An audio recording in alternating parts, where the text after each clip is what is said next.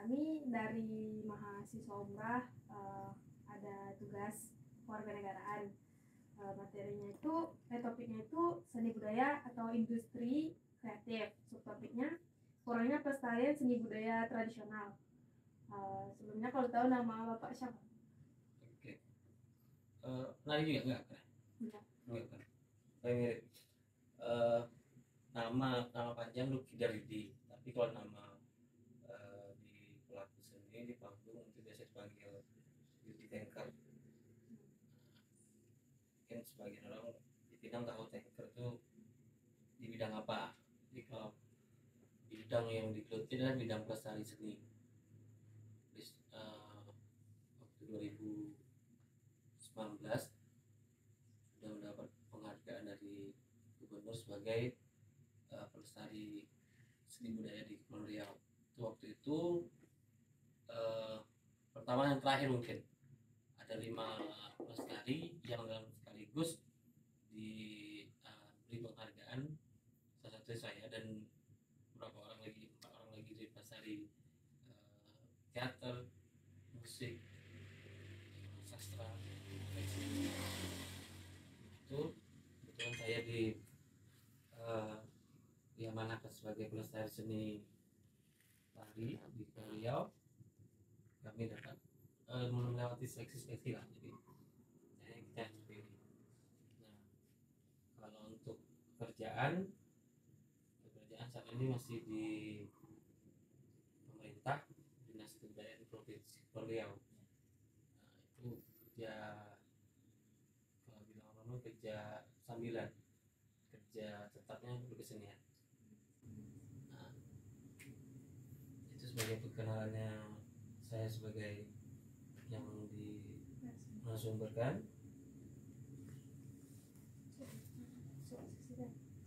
Jadi dari topik kami tadi itu kami ada sekitar 7 pertanyaan.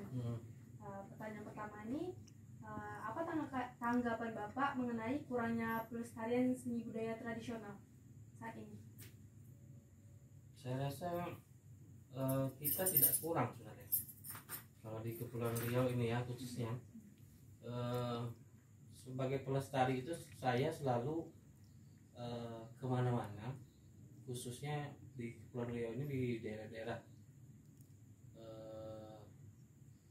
pulau-pulau ya, kabupaten kota yang ada di luar Tanjung Pinang, di luar Batam. Itu kalau saya setiap kampung ya, setiap kampung atau setiap pulau kita ketemu aja sih namanya orang yang menawarkan dirinya sebagai pelestari gitu loh. Artinya seni itu seni budaya, khususnya seni budaya itu bukan hanya yang kita tahu itu musik, itu ya 5 cabang itu tadi ya, seni tari apa semuanya. Seni budaya itu artinya budaya kita yang setiap hari sebagai orang yang menghirup udara itu budaya yang kita tahankan masing-masing. Saya bilang nggak kurangnya pelestari, nggak ada. Contoh ya, adik dari SD sampai sekarang kuliah, aktivitas paginya apa? Bangun. Nah, itu kan sudah menjadi budaya. Itu literatur budaya yang harus kita tahu. Nah, dalam konteks kearifan lokal, baru itu dinamakan seni budaya yang harus mau dipertahankan atau dikembangkan. Kearifan lokal, budaya itu luas ya, jadi ada 2 yang harus dipahami, budaya kita, diri kita sendiri, budaya masyarakat kita, budaya negara kita, negara apa itu budaya. Tapi kalau dalam bentuk kearifan lokal itu turun temurun dikembangkan sampai saat ini kita tahu.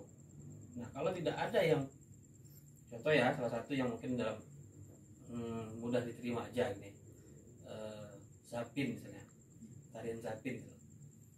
Kalau tidak ada dari turun temurun keluarga yang meneruskan sampai saat ini, kita nggak tahu. Nah, itulah fungsi garis besarnya sebagai pelestari itu, lebih banyak dari kalangan keluarga sendiri atau lingkungan terdekat. Nah kalau saya bilang kurang, ditanya kurang, saya bilang nggak ada kurang, cuman bagaimana kita lagi memperjuangkannya ke orang lain. Orang tahu gitu loh, dia tahu di lingkungan dia ada ini, tapi kan dia belum berani untuk mengungkapkan, oh ini loh kesini ini. Dia ngomong itu aja sudah sebagai pelestari. Orang tahu, apalagi dia memahami bentuk keseniannya apa semua atau bentuk seni budayanya, itu akan lebih bagus. Informasi juga disebutkan sebagai pelestari.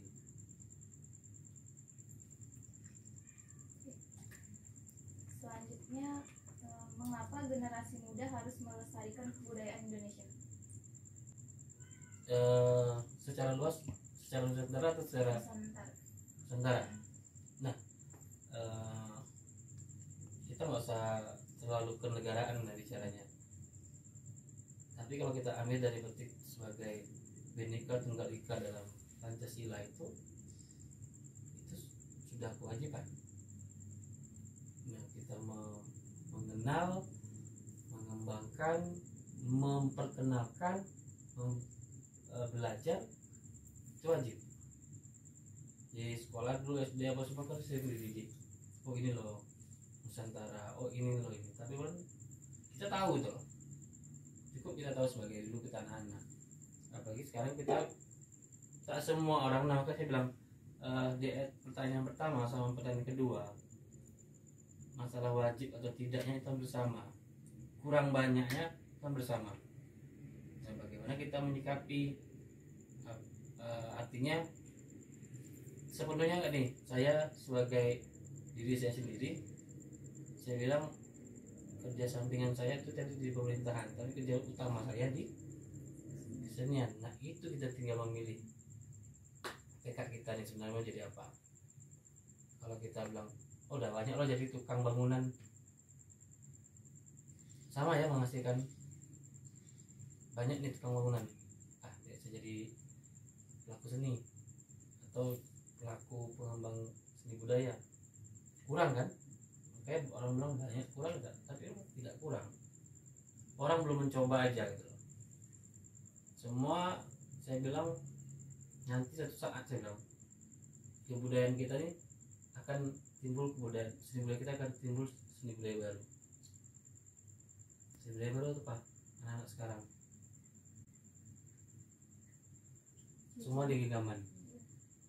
Jadi semua di genggaman itu ya itu budaya baru. Mereka komunikasi di genggaman, bermain di genggaman, semua. Kalau dulu kan istilahnya bermain ya betul di lingkungan gitu loh, sosialnya dapat. Ya ini sosialnya juga dapat, tapi jalan genggaman seni budaya baru itu akan jadi kebudayaan ke depannya. Orang akan kenal melalui genggaman. Kalau masalahnya ditanya kenapa wajib, ya wajib, tapi tidak dalam bentuk paksaan gitu. Wajib pun wajib mengetahui aja juga cukup cukup gitu. Apalagi dia wajib dia mengembangkan, melestarikan, dia cukup tahu oh ini loh kearifan lokal daerah ini loh kearifan lokal daerah ini, itu sudah cukup.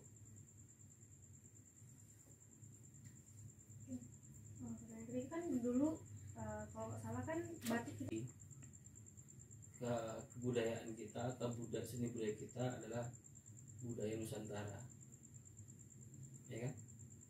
Nah kenapa saya bilang saya salah satu orang yang tidak suka klaim-klaim gitu. Artinya gini, kita harus belajar dari literatur sejarah. Sebelum adanya pemecahan negara-negara, itu kan semua kerajaan Nusantara, semua kesenian, kearifan lokal, warisan budaya tak benda itu semua berjalan dari Nusantara dari ujung ke ujung. Contoh ya, dari mulai perdagangan dibawalah ini, akhirnya orang ini mengandung, orang ini memahami, dikembangkan dari sini. Nah kalau kita bilang itu hak kita, Tapi kalau dia bilang dari dulu kami merasakan ini ada di sini, kita nggak bisa nyalahkan. Batik, yang namanya batik ya tergantung dari polanya atau motifnya. Kalau masalah pengerjaannya apa semua, itu kan dari dulu udah jalan dari Nusantara ujung ke ujung. Belum ada dulu namanya apa namanya negara ini, benua ini, nggak ada. Binatang aja yang dari benua ini ke sini ya bisa dia berkembang. Apalagi apa ya, kearifan lokal tentang batik itu sebenarnya tidak bisa klaim. Nah, salah satu contoh kita ya, di sekarang kita sudah terpecah sama Malaysia. Nah, dulu kita ada nama kerajaan Rio Johor-Lingga, tahu kan? Nah, orang Malaysia sekarang masih Terengganu atau Pahang itu masih mengakui kesenian gamelan Melayu, ya, kesenian gamelan Melayu itu berasal dari Lingga. Mereka ambil, mereka pinjam untuk pernikahan siapa gitu, dibawa ke Terengganu, sampai pemainnya apa semua pindahan, tapi masih mengakui itu dipinjam ke Lingga, kerajaan Rio Johor Lingga. Mereka tidak klaim itu apa. Nah, jaya-jayanya zaman logam nggak mungkin hanya Pulau Jawa aja yang mengetahui alat musik logam. Yang lain, Nusantara lain, begitu dia kesenian-kesenian yang warisan budaya tak benda yang lain gitu. Berjalan dia sesuai dengan kemana dia berkembang. Salahnya kita nggak mengembangkan. Nah, kenapa di Malaysia itu gamelan Melayu itu berkembang, di Lingga sini tidak? Kan berasal dari kita.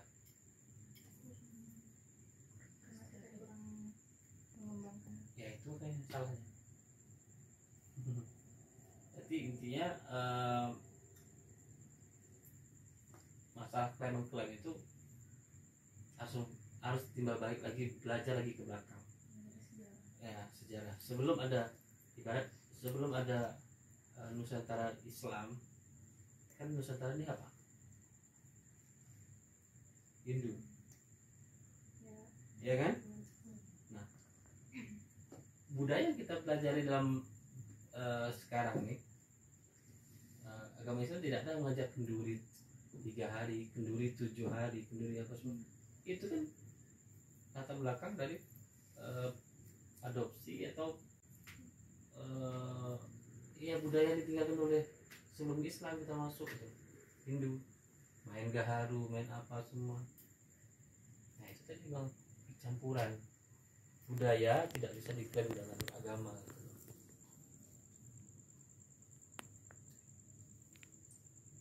Oke, selanjutnya menurut Bapak siapa orang yang harus dituju untuk mengenal lebih banyak tentang seni budaya Indonesia? Objek lebih ke anak muda atau ke seluruh masyarakat? Ya, sebenarnya kalau bicara siapa aja boleh, tinggal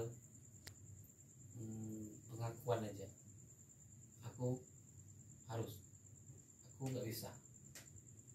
Nah, jadi intinya semua orang untuk yang kita kenakan bisa, dari anak SD, SMP, SMA memperkenalkan, akhirnya nanti dia sudah kenal, dia berminat, dia suka.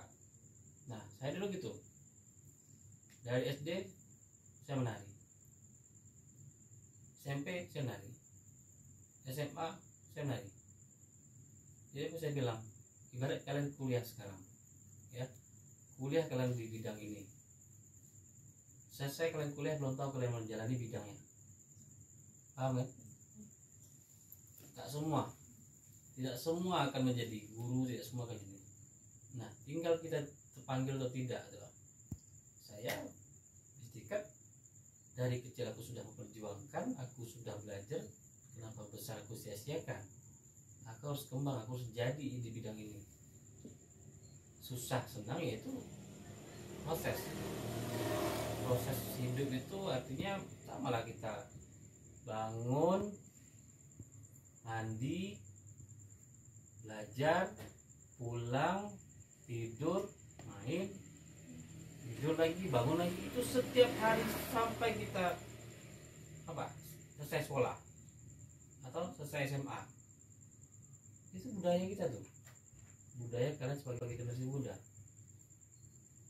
Nah, budaya orang yang sudah berkeluarga apalagi tidur, cari nafkah apa semua. Akhirnya kan mau capek ya.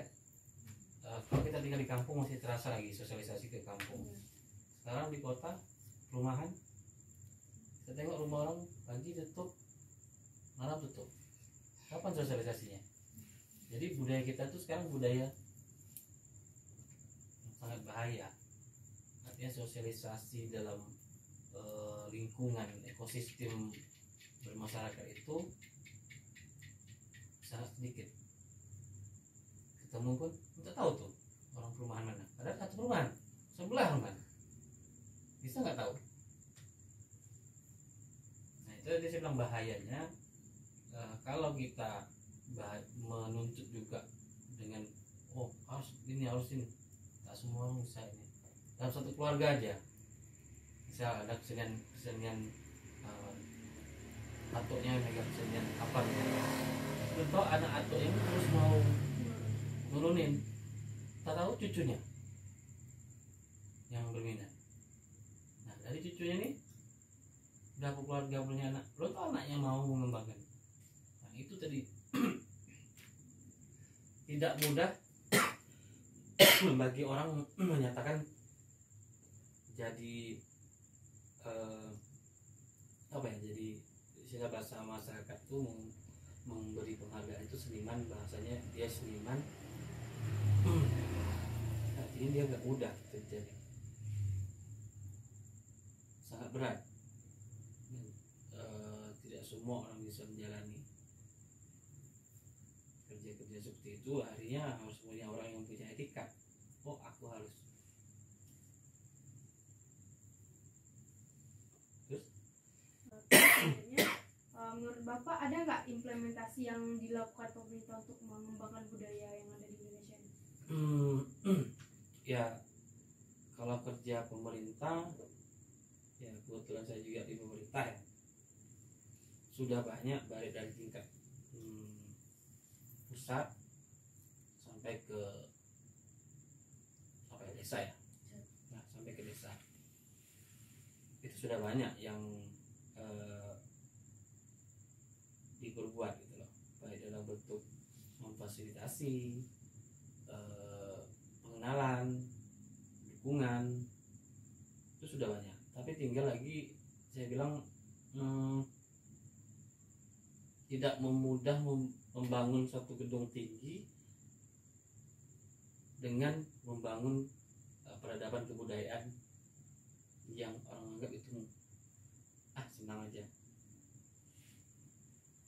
ya. Gedung tinggi itu nampak fisiknya jadi, tapi kebudayaan atau seni budaya itu budaya lah ya, itu nggak kelihatan tapi dampaknya luar biasa.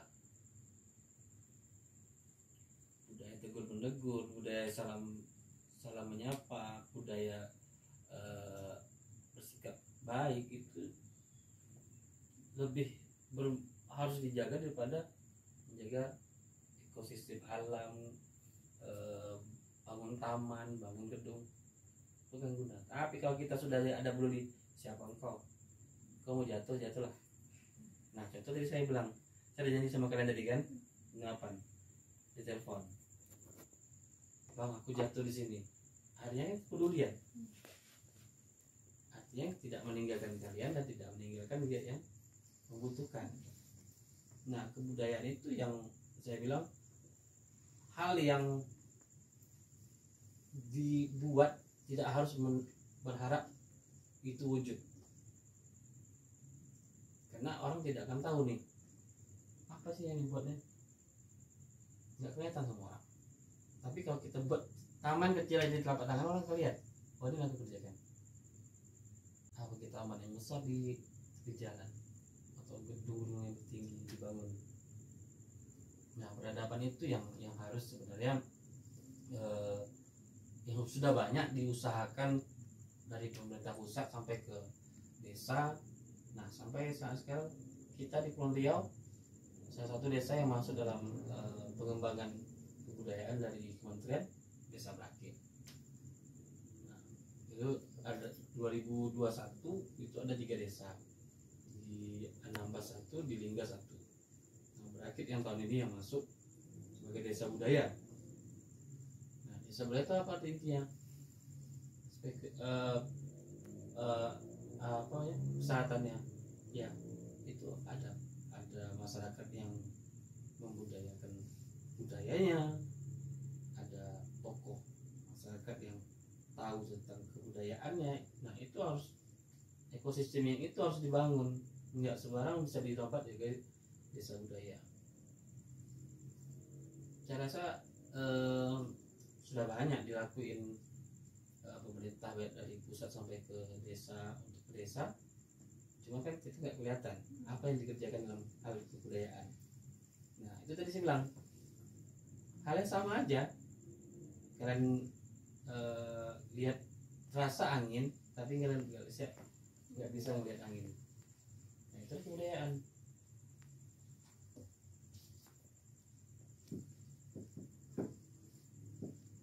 Selanjutnya, menurut Bapak di mana saja kita bisa mensosialisasikan cara melestarikan budaya Indonesia?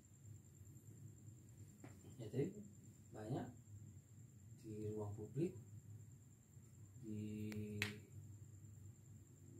sama lingkungan ekosistem keluarga, lingkungan kecil, lingkungan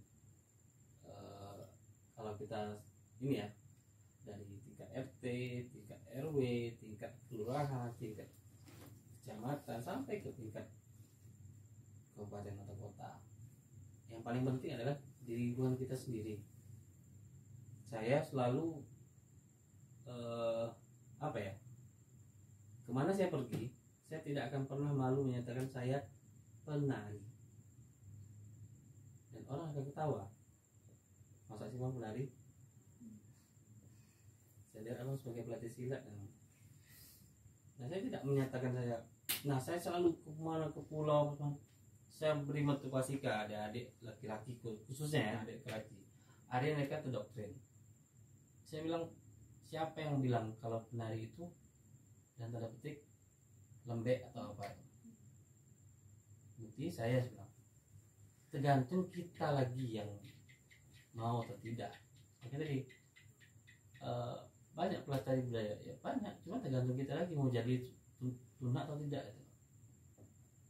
Nah, makanya bilang di mana aja kita wajib mengenalkan budaya Nusantara atau budaya Indonesia kita nih di mana-mana aja. Dan jangan bilang kita pikir, oh aku nggak itu tuh, aku bukan alirannya itu. Nah, itu salah. Kalau kita namanya harus mengenalkan budaya Nusantara, semua kita harus belajar. Kalau ini tidak kami, kita harus belajarin. Itu yang kami lakukan sekarang ini ya. Kita ada termasuk dalam Indonesia itu koreografer Indonesia, kita selalu tukar kebudayaan, tukar kearifan lokal. Saya belajar ini, dia belajar ini. Nah, itu bertukar. Akhirnya masing-masing paham kelebihan, kekurangan, dan keindahan. Pertanyaan terakhir, menurut Bapak, apakah budaya Indonesia ini punya potensi untuk bersaing dengan budaya luar? Potensi? Ya. Dalam barusan kita lihat lewatkan pertemuan G20 ya, tidak ada di dunia ini atau di negara lain yang punya kebudayaan yang luar biasa seperti Indonesia.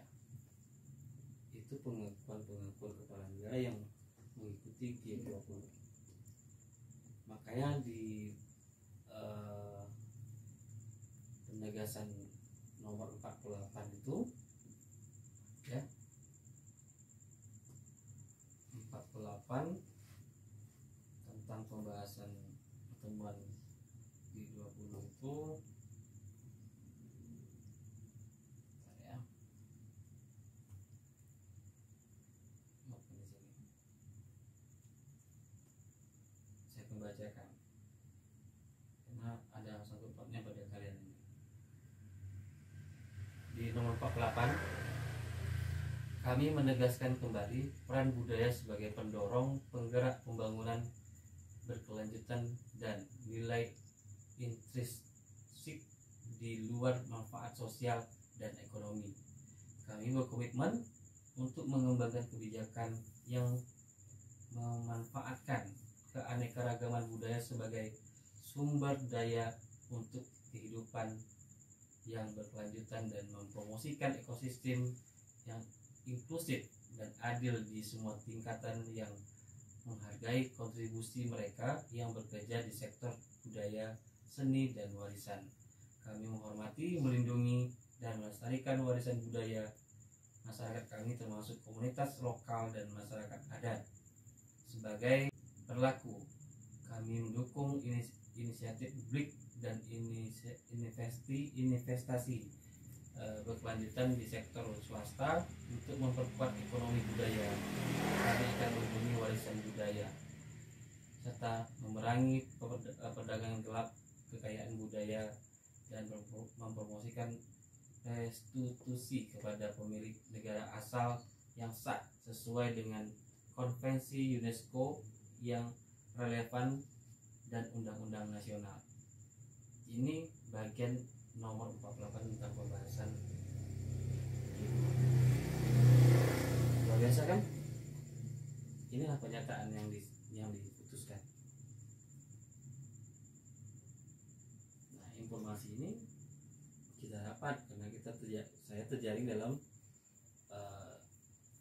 pelaku seni se-Indonesia. Saya rasa yang lain juga belum tahu.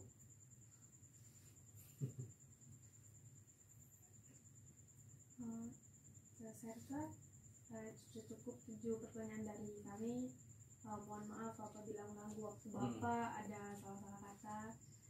Belum salah kata, belum lama kita ngobrol. Saya ucapkan terima kasih Pak. Assalamualaikum warahmatullahi wabarakatuh.